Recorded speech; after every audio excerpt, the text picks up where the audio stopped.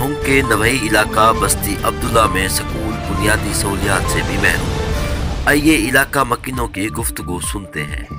جی بالکل، میں بھونگ کے نوائی علاقے بستی عبداللہ دشتی میں موجود ہوں۔ یہاں پر اپنی مدد آپ کے تحت سکول چلایا جا رہا ہے۔ یہاں پر علاقہ مکینوں کو تعلیم کے حوالے سے بچوں کو کچھ مسائل درپیش ہیں، جانتے ہیں اہل علاقہ سے۔ جی بتائیے۔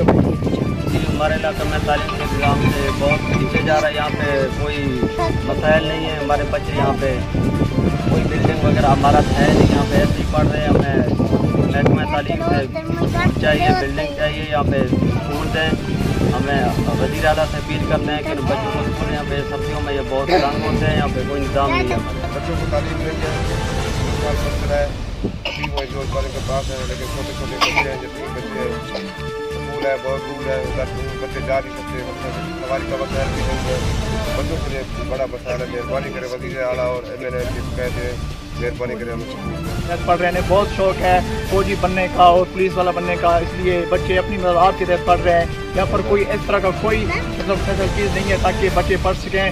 محکمہ ایجوکیشن ڈپارٹمنٹ، وزیر تعلیم اور وزیر اعلیٰ پنجاب اور وزیر اعظم عمران خان سے اپیل ہے کہ ان کو سکول دی جائے۔